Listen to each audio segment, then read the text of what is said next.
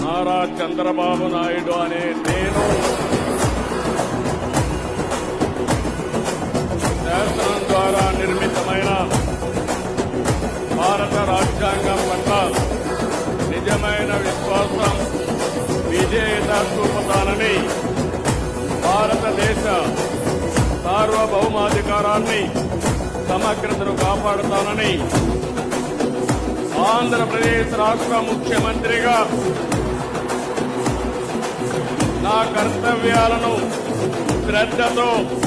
అంతఃకరణ శుద్ధితో నిర్వహిస్తానని, భయం గాని, పక్షపాతం గాని, రాగద్వేషాలు గాని లేకుండా రాజ్యాంగాన్ని, శాసనాలు అనుసరించి